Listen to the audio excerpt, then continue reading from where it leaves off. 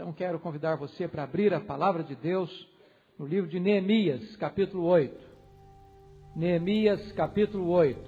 Livro de Neemias, capítulo 8.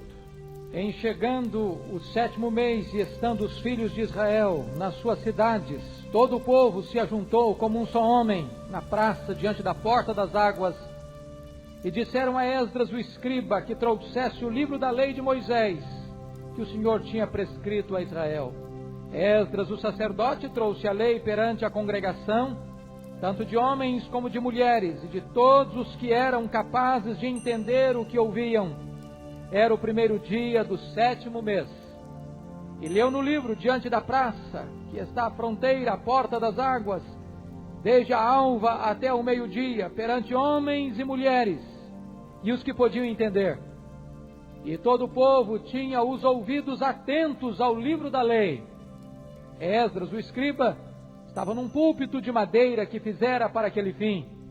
Estava em pé junto a ele, à sua direita, Matitias, Sema, Anaías, Urias, Ilquias e Maazéias, e à sua esquerda, Pedaías, Misael, Malquias, Razum, Rasbadana, Zacarias e Mesulão. Esdras abriu o livro à vista de todo o povo, porque estava acima dele. Abrindo ele, todo o povo se pôs em pé. Esdras bendisse ao Senhor, o grande Deus, e todo o povo respondeu, Amém, Amém, levantando as mãos. Inclinaram-se a adorar o Senhor com o rosto em terra. E Jesua, Bani, Serebias, Jamim, Acube, Sabetai, Rodias, Maazéias, Quelita, Azarias, Josabade, Hanã, Pelaías e os levitas ensinavam o povo na lei, e o povo estava no seu lugar. Leram no livro, na lei de Deus, claramente, dando explicações, de maneira que entendesse o que se lia. Neemias, que era o governador, e Esdras, sacerdote e escriba, e os levitas que ensinavam todo o povo, lhe disseram, Este dia é consagrado ao Senhor, vosso Deus, pelo que não pranteeis, nem choreis, porque todo o povo chorava, ouvindo as palavras da lei. Disse-lhes mais, Ide, comei carnes gordas, tomai bebidas doces, e enviai porções aos que não têm nada preparado para si, porque este dia é consagrado ao nosso Senhor. Portanto, não vos entristeçais, porque a alegria do Senhor é a vossa força. Os levitas fizeram calar todo o povo, dizendo, Calai-vos, porque este dia é santo, e não estejais contristados. Então todo o povo se foi a comer, a beber, a enviar porções e a regozijar-se grandemente, porque tinham entendido as palavras que lhes foram explicadas. No dia seguinte, ajuntaram-se a Esdras, o escriba, os cabeças das famílias de todo o povo, os sacerdotes e os levitas, e isto para atentarem nas palavras da lei. Acharam escrito na lei que o Senhor ordenara, por intermédio de Moisés, que os filhos de Israel habitassem em cabanas durante a festa do 7º mês, que publicassem e fizessem passar pregão por todas as suas cidades e em Jerusalém, dizendo, Saí ao monte, trazei ramos de oliveiras, ramos de jambuzeiros, ramos de murtas, ramos de palmeiras e ramos de árvores frondosas, para fazer cabanas, como está escrito. Saiu, pois, o povo, trouxeram os ramos e fizeram para si cabanas, cada um no seu terraço, e nos seus pátios, e nos átrios da casa de Deus, e na praça da porta das águas, e na praça da porta de Efraim. Toda a congregação dos que tinham voltado do cativeiro fez cabanas, e nelas habitou, porque nunca fizeram assim os filhos de Israel, desde os dias de Josué, filho de Num, até aquele dia, e houve muito grande alegria. Dia após dia, leu Esdras no livro da lei de Deus, desde o 1º dia até o último, e celebraram a festa por 7 dias. No 8º dia, houve uma assembleia solene, segundo o prescrito. Amém. Nós vamos meditar sobre o tema, a importância da pregação expositiva para o crescimento sadio da igreja. É indiscutível que o crescimento da igreja é um dos temas mais debatidos, discutidos e refletidos na atualidade. Todo pastor anseia ver a sua igreja crescer. Toda a liderança da igreja persegue este ideal. Na verdade, a igreja precisa crescer, a igreja deve crescer, Se ela não cresce, é porque ela está enferma. Rick Warren, que escreveu os 2 maiores best-sellers desta década, Uma Igreja com Propósito, Uma Vida com Propósito, que é hoje o pastor mais lido no mundo, uma das igrejas mais promissoras do mundo, registra no seu livro, Uma Igreja com Propósito, que as pessoas estão fazendo a pergunta errada quando perguntam: o que devo fazer para minha igreja crescer? E diz, essa é a pergunta errada. A pergunta certa é: o que está impedindo a minha igreja de crescer? Porque se a igreja é um organismo vivo, é o corpo vivo de Cristo, e não está crescendo, é porque há alguma coisa que está impedindo o seu crescimento. Há 2 extremos perigosos quanto ao crescimento da igreja que precisamos identificar. Em primeiro lugar, a questão que nós chamaríamos de numerolatria. Esse é um perigo enorme que nós estamos enfrentando hoje. É a idolatração dos números.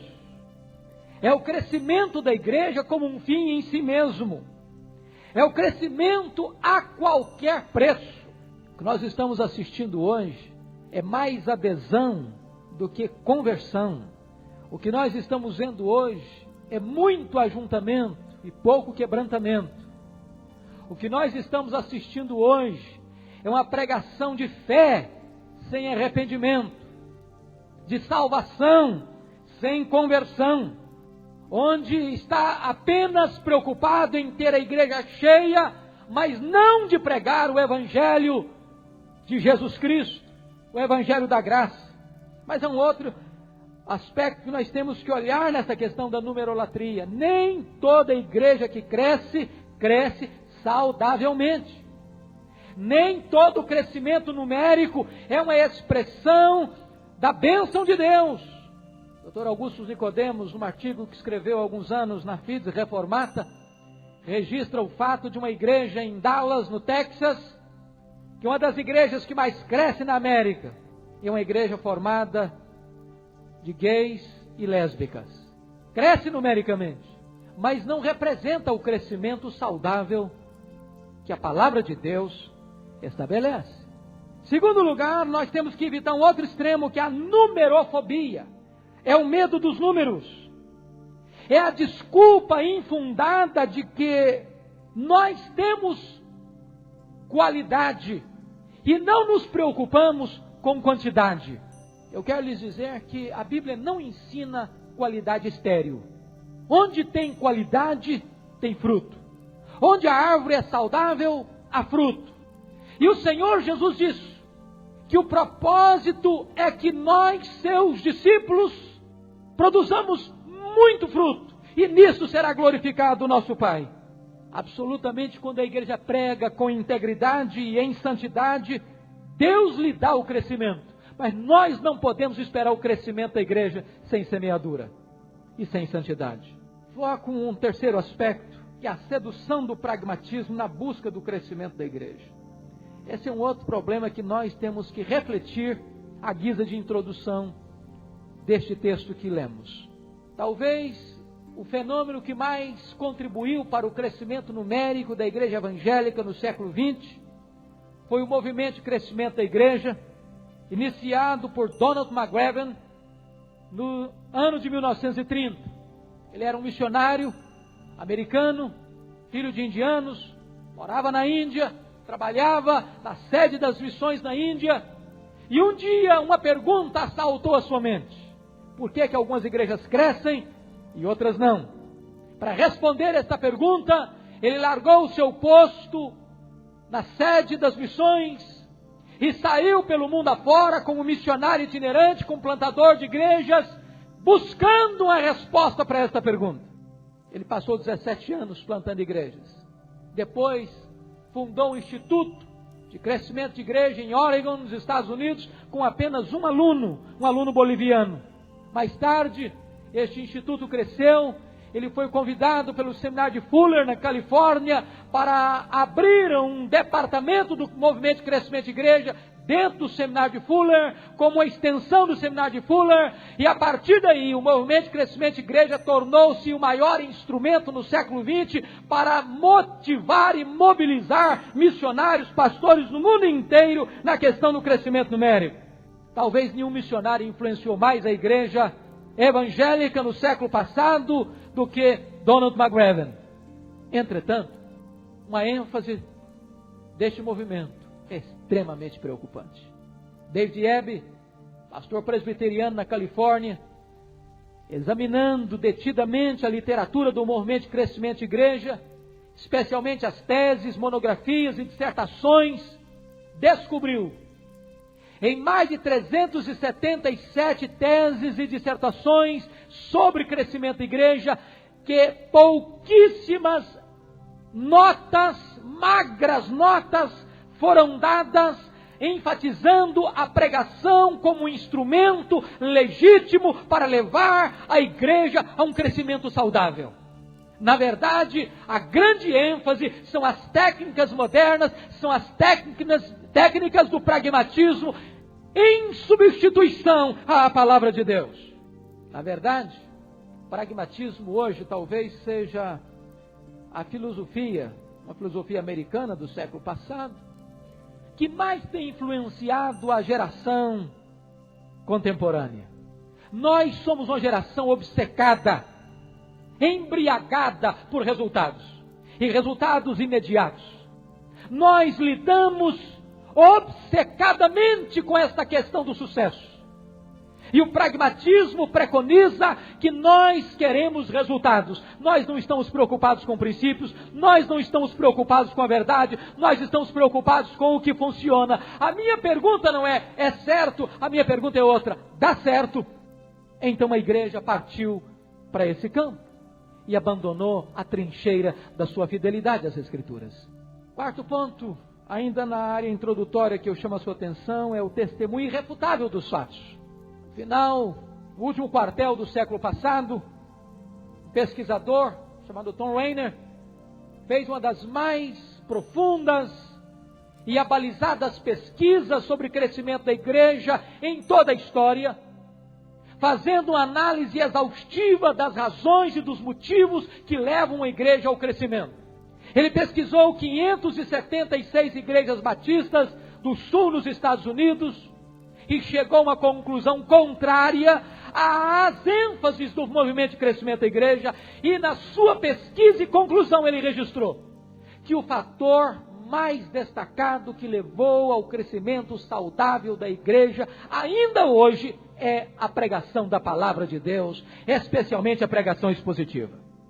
Mas, queridos irmãos, existem alguns perigos que muitas vezes estão ao redor da igreja, seduzindo a igreja, tentando minar a igreja, tentando penetrar para dentro da igreja.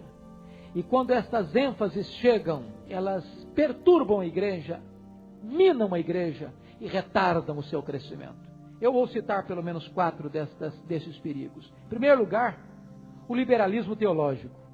Desde o iluminismo francês, é que houve um certo namoro das elites intelectuais por esta questão do racionalismo. E no século XVIII e XIX, os grandes teólogos começaram a discutir com os intelectuais numa defesa racional da fé, substituindo a proclamação pela defesa.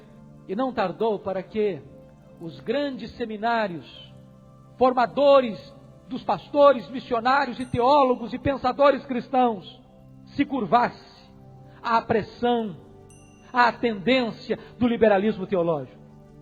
E onde ele entrou, na Europa e na América e no Brasil, está matando igrejas. Matando igrejas. Eu conheci, tanto na Europa quanto na América do Norte, muitas igrejas hoje chamadas igrejas mortas. Grandes, suntuosos templos vazios. Outros tantos vendidos e transformados em museus. Outros onde cultos acontecem uma vez a cada 3 meses. O liberalismo começa nas cátedras, desce aos púlpitos e dos púlpitos matam as igrejas. Eu fui visitar o seminário de Princeton, um dos maiores seminários do mundo. onde estudou Ashbel Green Simonton, nosso missionário pioneiro, um dos grandes celeiros das maiores culturas teológicas do mundo. Fui visitar o local onde estavam expostos os livros curriculares daquele ano e fiquei estupefato ao constatar que não havia sequer um livro de linha ortodoxa para os alunos estudarem. Fiquei pasmo ao pegar nas minhas mãos um livro de uma teóloga americana, onde ela censurava severamente a igreja evangélica brasileira por não considerar o candomblé uma expressão legítima do evangelicalismo cristão. O liberalismo mata a igreja. Segunda coisa que tem destruído as igrejas e retardado o crescimento, irmãos, é o sincretismo religioso. A cultura brasileira é uma cultura mística, sincrética. Nós somos um caldeirão racial com muitas tendências, muitas inclinações. Nós somos um povo de background místico. A pagelança indígena, todo o misticismo romano, todo o espiritualismo do kardecismo, todo o misticismo dos cultos afros. Este é o pano de fundo religioso da nação brasileira. E algumas religiões ou segmentos chamados evangélicos em nossa pátria fez o seguinte: apenas mudou o rótulo, mas manteve o mesmo conteúdo.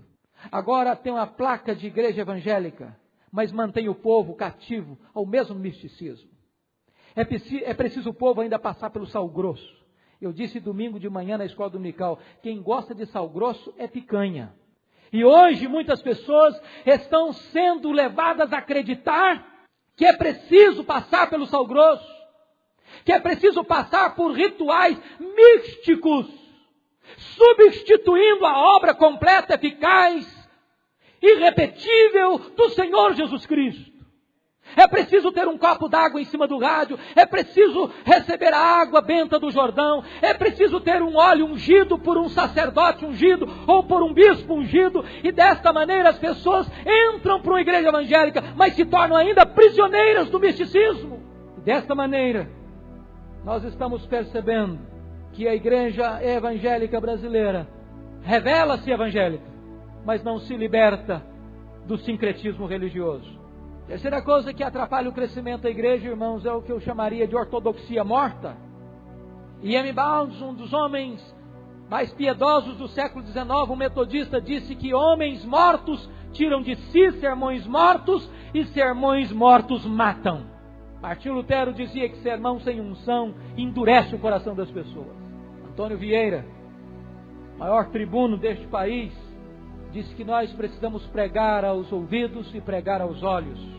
A linguagem da viúva de Sarepta, a palavra de Deus precisa ser verdade na nossa boca. Eu creio que nós temos milhares de pregadores por este país, e muitos deles pregando uma mensagem bíblica, mas muitos deles também pregando uma mensagem morta, porque muitas vezes uma mensagem bíblica sem unção também mata, porque a ortodoxia morta também mata. Não basta pregar, é preciso pregar no poder do Espírito Santo. O apóstolo Paulo disse: o Evangelho não chegou até nós apenas em sabedoria humana, mas sobretudo em poder e em demonstração do Espírito. É por isso, amados irmãos, que nós precisamos buscar a Deus, precisamos ser homens de Deus, precisamos buscar a unção do Espírito, o poder do Espírito, e pregar na autoridade do Espírito, para que esta palavra possa inflamar os corações, porque a ortodoxia morta também mata. Em último lugar, nós poderíamos dizer que um fator que tem prejudicado o crescimento da igreja é a superficialidade no púlpito. Há muitos pregadores preguiçosos, que não estudam, que não alimentam o povo de Deus com a palavra de Deus. Quando o púlpito é raso, quando o púlpito não tem conteúdo, quando não tem pão na casa do pão, quando o povo passa fome, quando o povo só vê farelo de pão e não tem pão, este povo vai à cata de qualquer alimento que se lhe é apresentado, e tantas vezes come veneno, pensando que está comendo pão.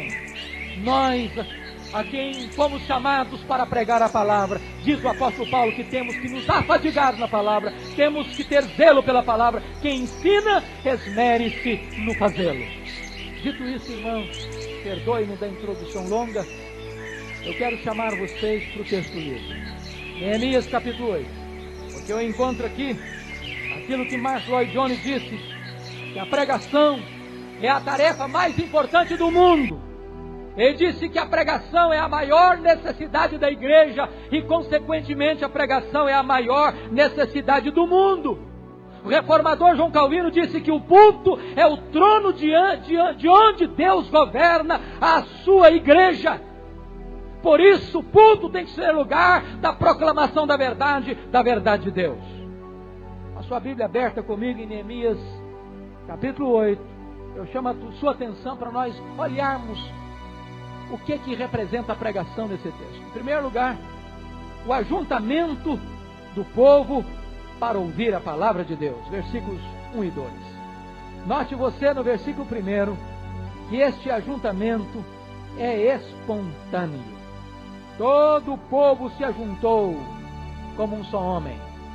Notem vocês que Deus inclinou o coração do povo para buscar a palavra de Deus.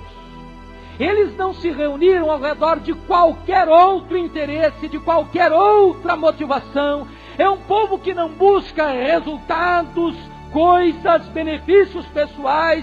Eles estão buscando a palavra de Deus. É a palavra de Deus que os move, é a palavra de Deus que os motiva, é a palavra de Deus que os atrai. Eles não querem apenas as bênçãos de Deus, eles querem Deus, eles têm fome de Deus, eles têm fome da palavra de Deus.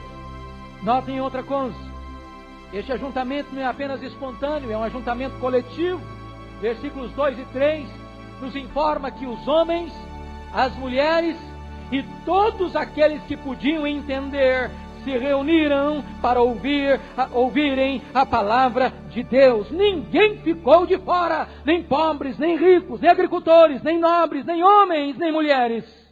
Irmãos queridos, é preocupante quando encontramos hoje algumas coisas acontecendo na igreja de Deus, pessoas se reunindo para ouvir pregadores conhecidos ou se reunir para ouvir cantores famosos, quando na verdade o que motiva a pessoa a ouvir é a personalidade e não a palavra de Deus.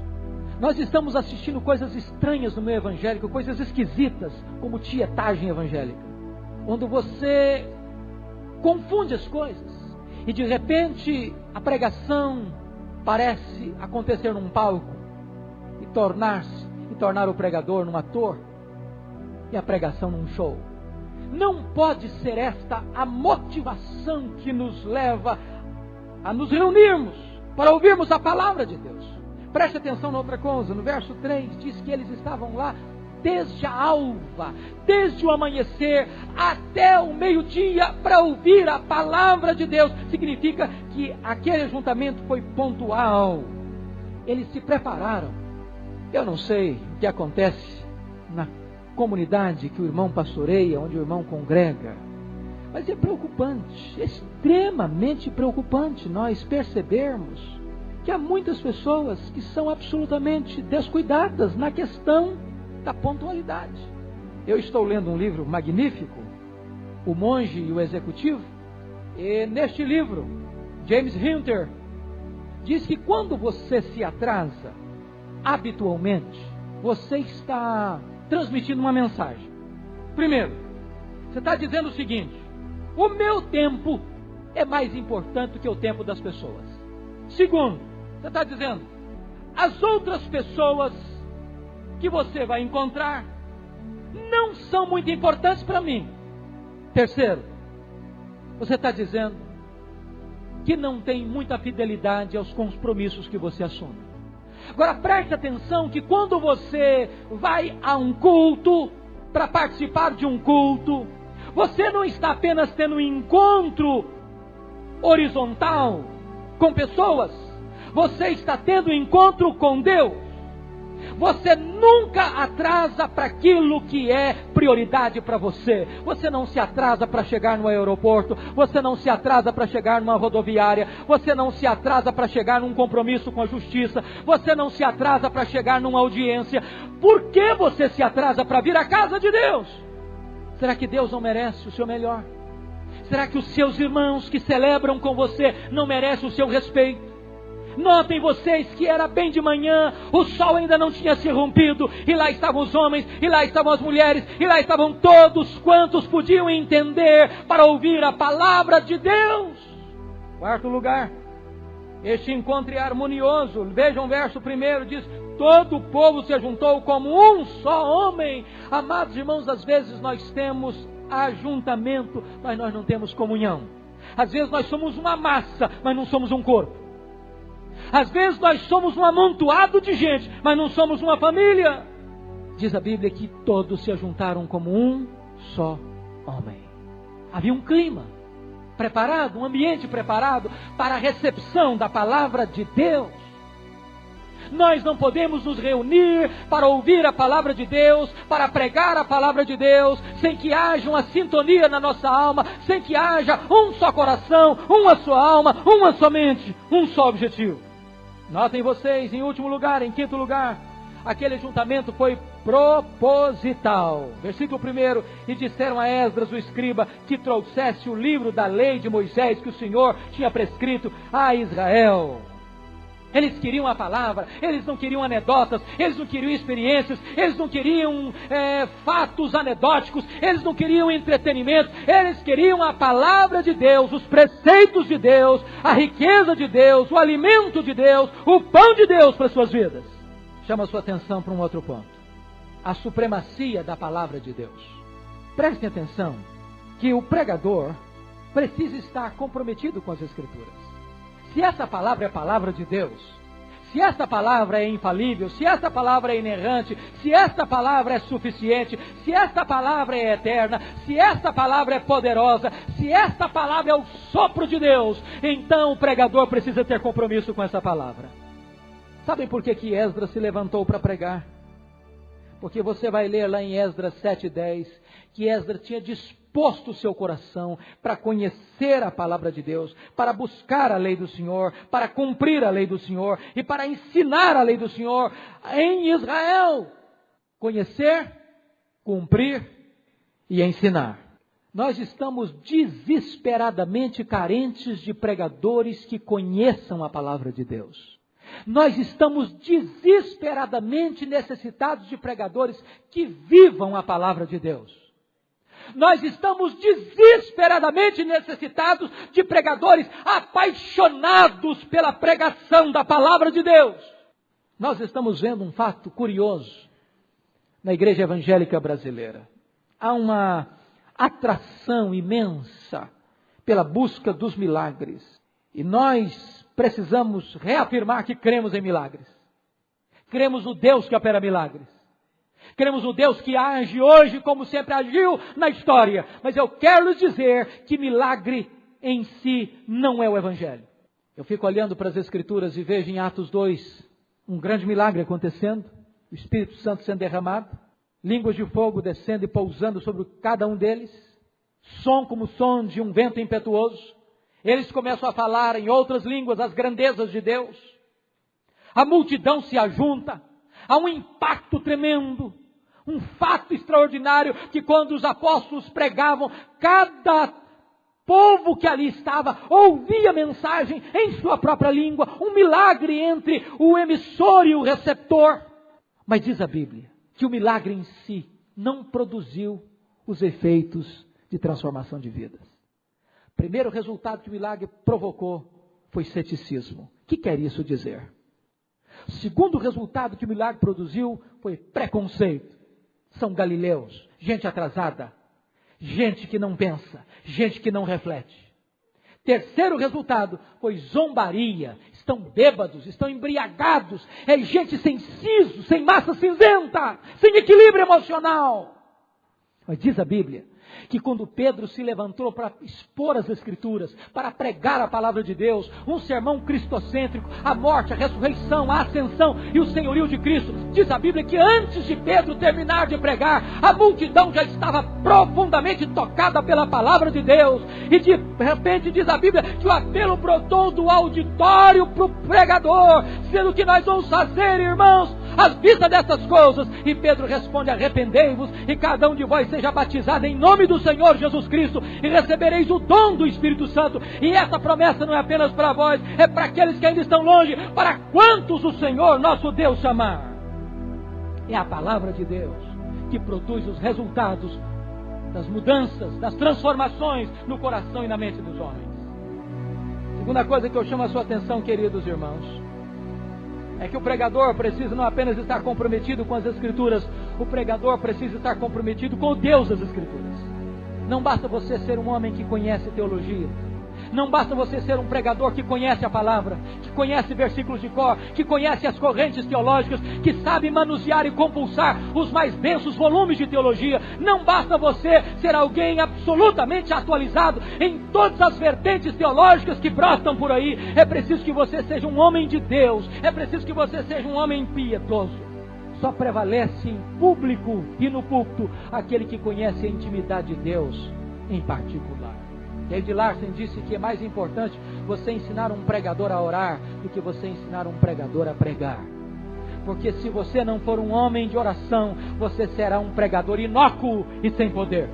É preciso que você tenha também fome de Deus. É preciso que você seja um homem de oração. É preciso que você seja um homem que conheça jejum. É preciso que você tenha fome do eterno. É preciso que você possa arder na presença de Deus. Quando perguntaram para Moody, como é que começa um avivamento na igreja? Moody disse: acenda uma fogueira no púlpito. Este homem precisa arder. Mark Lloyd Jones disse que o pregador tem que ser um homem em fogo. O pregador tem que arder primeiro, para que essa palavra possa queimar o coração dos homens. Meu amado irmão, você precisa ter mais fome de Deus do que fome de livros. É preciso ter fome da palavra também. Deixa eu dizer uma coisa para você, querido. Se você entende que Deus o chamou para ser um pregador, para ser um professor de escola dominical, se você entende que Deus o chamou para ensinar, então você tem que ter fome de conhecimento, você tem que ter zelo para estudar, você tem que ter necessidade de estudar, porque aquele que cessa de aprender, cessa de ensinar, aquele que cessa de receber de Deus a instrução da palavra, não tem mais credencial para ensinar essa palavra. Paulo diz que nós temos que nos afadigar na palavra. Você tem que ter paixão também, querido. O pregador, o professor tem que ser alguém apaixonado pela palavra de Deus, entusiasmado com a palavra de Deus. Este tem que ser o maior objetivo da sua vida. Paulo diz: em nada eu considero a vida preciosa para mim mesmo, quanto que eu complete a minha carreira e o ministério que eu recebi do Senhor Jesus para testemunhar o evangelho da graça de Deus. É preciso este evangelho queimar em seu coração. Você precisa estar apaixonado pela palavra de Deus, apaixonado pelo ministério, apaixonado pelo Senhor da obra e pela obra do Senhor. Mas notem vocês um terceiro aspecto, é que o povo, não apenas o pregador, o povo precisa estar sedento das Escrituras. Você nota isso no verso 1 e no verso 3. O povo está pedindo a palavra. O povo está querendo ouvir a palavra. E diz a palavra aqui que quando eles se reúnem como um só homem, versículo 3 diz que eles tinham os ouvidos atentos. O versículo 6 diz que eles estavam reverentes. O versículo 9 diz que eles estavam chorando. O versículo 12 diz que eles estavam se alegrando. E no versículo 17 diz que eles estavam prontos para obedecer. Não basta um pregador apaixonado, é preciso ter uma congregação apaixonada pela palavra de Deus. Nós precisamos orar por isso, para que quando chegar no domingo, ou num culto de semana, o povo de Deus tenha fome da palavra, tenha pressa de vir à igreja, tenha prazer de vir à igreja. Não seja como o profeta Malaquias denunciou, quando as pessoas chegavam à casa de Deus, eles diziam: que canseira, que enfado. Preciso ter fome da palavra, sede da palavra. Meus amados irmãos, talvez um dos grandes dramas que nós estamos vivendo hoje é que as pessoas estão procurando pão na casa do pão e não estão encontrando pão. E quando as pessoas procuram pão na casa do pão e não há pão, as pessoas têm a tendência de sair da casa do pão e ir para Moabe. E quando elas chegam em Moabe, pensando que vão encontrar a vida, encontram a morte. Mas também é verdade que muitas vezes nós anunciamos para o mundo: aqui a igreja é a casa do pão. Venha que aqui tem pão. E quando as pessoas chegam com fome procurando pão, elas só encontram farelo, elas só encontram prateleiras vazias, elas só encontram fornos frios e apenas algumas receitas de pão, mas não tem pão, e receita de pão não mata a fome. É preciso ter pão na casa do pão. É preciso que você se alimente de Deus e dê pão para o povo. Preste atenção. A atitude do povo em relação às Escrituras. Você nota 4 coisas aí maravilhosas. No versículo 3 diz que o povo está com os ouvidos atentos. Atentos. Atentos à palavra. Quantas vezes nós detectamos no meio das congregações evangélicas, as pessoas vêm à casa de Deus, mas os ouvidos não estão inclinados para Deus. Elas vêm à casa de Deus, mas não estão antenadas com Deus. Elas vêm à casa de Deus, mas o coração está longe de Deus. Elas cantam, elas oram, elas escutam, mas elas não estão sintonizadas com Deus. Se comenta, se cochicha, se dorme, se desliga, e às vezes se sai da casa de Deus mais endurecido, mais frio, mais distante do eterno. Notem vocês ainda nos versos 2, 3 e 8, que a mente deles estava desperta. Era uma explicação lógica para que todos entendessem. Eu quero dizer para vocês, irmãos, que este fato registrado em Neemias 8 é um dos maiores reavivamentos da história da igreja. E este reavivamento não apela para as emoções, apela para a razão. Apela para a razão. Apela para o entendimento, apela para a apreensão da verdade. Mas vejam vocês no verso 5, que há reverência também. Diz que quando Esdras abriu o livro à vista de todo o povo, porque estava acima dele, abrindo ele, todo o povo se pôs em pé. Esta é uma atitude de reverência. Notem vocês que o púlpito estava acima do povo, não porque o pregador é superior ao povo, está mostrando simplesmente a supremacia da palavra de Deus e a primazia da pregação da palavra de Deus. E o verso 6 nos informa que quando isto acontece, o povo responde num sonoro amém, amém, e levanta as mãos e se prostra diante de Deus para adorar. É bem verdade que nós presbiterianos temos um pouquinho de dificuldade com os gestos, não é verdade? Nós ficamos um pouquinho sem jeito. Eu quero lhes dizer que não tem nenhum pecado quando o pregador está pregando e você concorda com o que está sendo dito. Você diz, amém, amém. É preciso a congregação interagir com o pregador às vezes. É bem verdade que nós precisamos ser guiados pelo nosso raciocínio.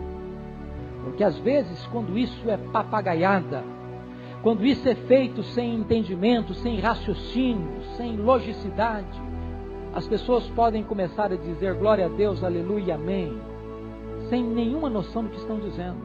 De dizer um amém quando não deviam dizer um amém. Dizer um glória a Deus quando não tem nenhum sentido de dizer glória a Deus. Só pode dizer amém quem está ligado na mensagem, quem está ligado no eterno, quem está ligado naquilo que Deus está falando. Diz a palavra de Deus que quando houve essa pregação e essa exposição da Escritura, o povo diz amém e amém, e levantaram as mãos e adoraram ao Senhor. Agora prestem atenção, irmãos, há um outro ponto que eu quero destacar, que é essa primazia da pregação da palavra de Deus, e há 3 pontos aqui magníficos. Primeiro, o que é pregação? Eu quero sintetizar pregação em 3 verbos. Primeiro, pregação é ler a Bíblia. Está aí nos versos 2, 3 e 5. Ler a Escritura. Eu não sei se você já viu aquele pregador que ele se levanta para pregar e ele lê o texto atabalhoadamente, atropeladamente. O que você conclui quando você vê um pregador fazendo isso? Primeiro, que ele não lê o texto, que ele não conhece o texto, que ele não tem intimidade com o texto. Segundo, ele está dizendo o seguinte: o texto não é importante. Importante é o que eu vou falar depois que ler o texto. Eu quero dizer para você uma coisa: a leitura do texto é a parte mais importante do sermão. Porque sermão só é sermão se ele se propõe a explicar e expor a palavra de Deus. A segunda parte do sermão está nos versos 7 e 8. É a explicação do texto. Irmão, sermão é exposição da palavra. É quando você abre a palavra, explica a palavra, expõe a palavra, abre a palavra, cava a palavra, mostra as riquezas da palavra de Deus para o povo. Por isso, pregação pressupõe a interpretação do texto, que nós chamamos de uma palavra técnica de exegese, que é tirar do texto o que está no texto. Eu não sei se você já escutou aquela pessoa dizer o seguinte: eu já tenho sermão. Só está faltando o texto agora. Isso não é sermão. Isso não é sermão. Isso não é exegese, isso é exegese. É quando você impõe ao texto as suas próprias ideias. Você está pregando as suas ideias. E querendo achar um texto para referendar as suas ideias. Isso não é sermão. Sermão é quando você vai para a Bíblia e as ideias brotam do texto. Eu quero lhe dizer que Deus não tem nenhum compromisso com a palavra do pregador. Deus tem compromisso com a sua palavra. É preciso que você vá para o texto e pregue o que está no texto. Lutero dizia que Deus tem 3 palavras. A palavra de Deus escrita, a palavra de Deus encarnada e a palavra de Deus pregada. Mas a última parte do sermão, da pregação importante, irmãos. Primeiro é ler. Segundo é explicar. Terceiro é aplicar. O sermão, John Stott diz que o sermão é uma ponte entre 2 mundos. O sermão liga o texto antigo ao ouvinte contemporâneo. O sermão precisa ter aplicação. O sermão não é um discurso diante da congregação. O sermão é um discurso à congregação. Você já escutou um pregador que parece que quando ele está pregando, ele está falando por cima da cabeça do povo? O povo está escutando e fazendo a pergunta: e daí? O que tem a ver isso comigo? Eu que estou passando problema, eu que estou enfrentando luta lá em casa, eu que tenho dificuldade financeira, eu que estou passando crise no meu casamento, eu que estou com dificuldades aqui no meu coração, na minha vida, eu que tenho que enfrentar a batalha do dia a dia, eu que preciso vencer o pecado, eu que preciso santificar a minha vida, eu que preciso enfrentar as batalhas do dia a dia. O que é que essa pregação pode me ajudar? Como é que esse texto vai tornar-se realidade para a minha vida aqui e agora? Certa feita um homem estava pregando em João 10, falando sobre o bom pastor, e falou sobre o pastor, e falou sobre a ovelha, e falou sobre as pastagens, e falou sobre as campinas da Palestina, e falou sobre as águas do Jordão que tinham que ser acalmadas para que as ovelhas pudessem beber, e falou da lã da ovelha, e falou dos hábitos da ovelha e dos perigos da ovelha, e terminou seu sermão há 2000 anos lá na Palestina. E quem estava escutando disse: e daí? O que tem a saber comigo? Isso não é sermão. O sermão tem que conectar o texto com a pessoa que está ouvindo. Jonah Brodos, um dos grandes expositores batistas do século XIX, diz que quando começa a aplicação, começou o sermão. Charles Haddon Spurgeon dizia que essa é a parte mais delicada do sermão, é a aplicação. E Haddon Robson, talvez a maior autoridade viva sobre a homilética no mundo hoje, disse que o maior perigo é o perigo da heresia da aplicação. E tem tanta heresia na aplicação. Sabe por quê? Porque quando você não interpreta o texto corretamente, você se torna herético na aplicação. O que tem de gente aí prometendo em nome de Deus o que Deus não está prometendo, proibindo em nome de Deus o que Deus não está proibindo, é uma loucura. Há poucos dias, tem bastante tempo, retornando de Valadares, de madrugada, com muito sono, depois de ter pregado lá à noite, quase 3 horas da manhã, chegando em Vitória, o sono queria me vencer. Eu liguei o rádio para tentar desaparecer um pouco o sono, e um pregador animadamente pregava sobre Sansão, dizendo que Sansão matou o leão, e nós temos que matar o leão, e eu querendo matar o leão do sono, e ele disse o seguinte: quando você vencer o seu leão, você tem a recompensa, e você pode chupar o mel, e o mel é doce, e o mel é gostoso, será uma recompensa na sua vida. Coitado do pregador. Falam heresia. Ele não interpretou o texto. O mel de Sansão lá não era uma recompensa e nem era uma bênção, era uma maldição. Sansão era nazireu. Ele pegou aquele mel da caveira de um leão morto. Ele estava quebrando um voto de nazireado quando ele pegou aquele mel. Mas porque ele não interpretou o texto, ele foi herético na aplicação. Meu amado irmão, estude a Bíblia para que você não seja herético na hora de você aplicar a palavra de Deus. Os efeitos da pregação. Notem vocês que a pregação da palavra de Deus, ela atinge 3 áreas básicas da vida. Primeiro, no versículo 8, atinge o intelecto. Atinge o intelecto. Amado irmão, pregue para que o povo entenda. Dr. John Stott escreveu um livretinho magnífico, diz o seguinte: que crer é também pensar. Você tem que pensar, querido, você tem que refletir, você tem que gastar fosfato, você tem que ler, você tem que pesquisar, você tem que mergulhar, você tem que atravessar a noite estudando, você tem que parar de ser descuidado, de ser preguiçoso, de parar de ficar fazendo sermão de última hora. Você precisa investir tempo na pregação, você precisa desafiar a mente das pessoas, você precisa levar as pessoas a refletir e a pensar, porque a mensagem precisa se direcionar à mente das pessoas. Eu quero dizer para você uma coisa, nada empolga tanto como estudar teologia. O conhecimento da verdade tem que encher a sua mente de luz e o seu coração de fogo. Mas preste atenção, que a pregação envolve uma outra área da vida, que é a emoção. Versículos 9 a 12. Olha o versículo 9, diz que teve choro pelo pecado. Olha o versículo 10, diz que houve alegria da restauração. A pregação, querido irmão, não pode só dirigir a mente, não. Por favor, preste atenção nisso. Nós às vezes temos muito medo das emoções, não é verdade? Quero dizer uma coisa para você, o emocionalismo é estéril, é inútil e é vazio. Não fique apenas fazendo cócegas nas emoções das pessoas, isso não leva a nada, não leva a nada. Mas eu quero dizer algo extremamente sério aqui hoje. A verdade de Deus, que não provoca quebrantamento, precisa ser reavaliada. Eu quero lhe dizer que quanto mais você conhece a verdade, mais quebrantado você precisa ser. Quanto mais profundo na Escritura, mais quebrantado você precisa ser. Os maiores pregadores da história foram homens de olhos molhados, de joelhos dobrados, de coração quebrantado. A terceira área que a pregação atinge, querido, é a sua vontade. Diz o verso 12 que houve duas coisas. Primeiro, obediência a Deus. E segundo, solidariedade ao próximo. Meu amado irmão, a pregação não pode ser apenas um momento gostoso de deleite, de encantamento, de embelezamento da hora litúrgica. A pregação precisa desembocar em prática de vida na segunda, na terça, na quarta, na quinta, na sexta, no sábado e no domingo também.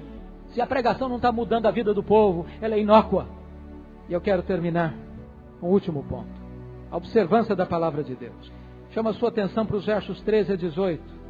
Quando chega no verso 13, depois daquela reunião da massa, segundo alguns estudiosos, tinham mais de 30 mil pessoas reunidas nessa praça, desde a manhã até meio-dia ouvindo. Culto magnífico, uma cruzada evangelística, um estádio lotado, uma praça apinhada de gente. Diz a Bíblia que no dia seguinte, a liderança procura Esdras. Disse Esdras: nós queremos estudar a Bíblia com maior profundidade. Nós queremos entrar mais fundo na palavra de Deus. Nós queremos mais da palavra de Deus. Sabe o que aconteceu? Quando a liderança começa a se reunir para estudar a Bíblia, para meditar na Bíblia, para cavar na Bíblia, para conhecer a Bíblia, para saber qual era a vontade de Deus para o povo, isso provocou um grande reavivamento espiritual. Aquele povo se reuniu por praticamente um mês, ininterruptamente, com fome da palavra, estudando a palavra, meditando na palavra, ouvindo a palavra, adorando a Deus, e de repente Deus começou a agir de uma maneira gloriosíssima na vida deste povo. Meu amado irmão, é preciso que a liderança da igreja comece a entender que nós precisamos voltar à prioridade dos apóstolos. A prioridade dos apóstolos foi: os apóstolos se dedicaram à oração e ao ministério da palavra. Muitas vezes nós pastores corremos de um lado para o outro, e para lá e para cá, num ativismo insano e tantas vezes estéril, e não temos tempo para meditar na palavra, e não temos tempo para orar, e não nos debruçamos diante da palavra, e chega no domingo nós damos palha para o povo, e o povo sai faminto, e o povo sai desamparado, e o povo sai inquieto, e vai beber na primeira fonte que encontra, e tantas vezes alimento envenenado. Os líderes precisam tomar a iniciativa de observar a palavra de Deus. Segundo, os liderados estão dispostos a obedecer à orientação da palavra de Deus. Versículos 16 a 18.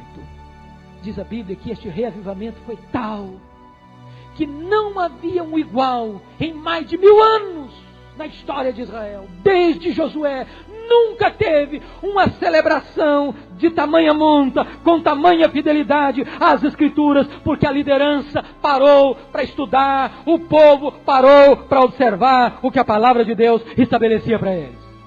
Finalmente, irmãos, quando o povo obedece à palavra, há uma alegria de Deus no meio do povo.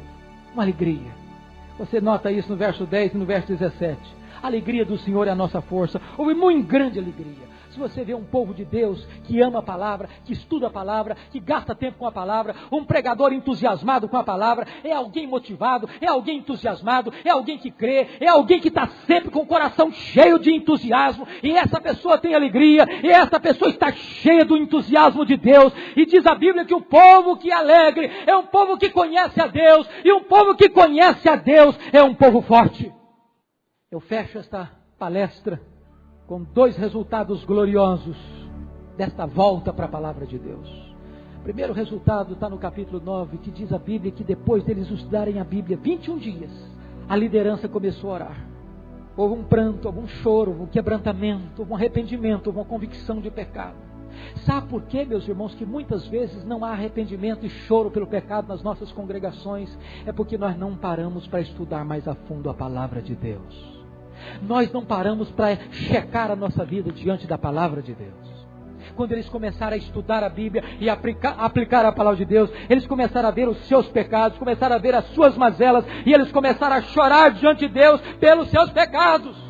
Quando L. Stig, em 1966, começou a perceber que precisava buscar avivamento em Quacisabanto, eles começaram a reunir para estudar o livro de Atos, e eles estudavam o livro de Atos. Deus, faz isso de novo, Deus, aplica isso na nossa vida, Deus. E L. Stig diz que durante 3 meses, eles só se reuniam para orar e para chorar e para confessar os seus pecados, até que Deus desceu poderosamente sobre eles, trazendo-lhes um poderoso reavivamento espiritual.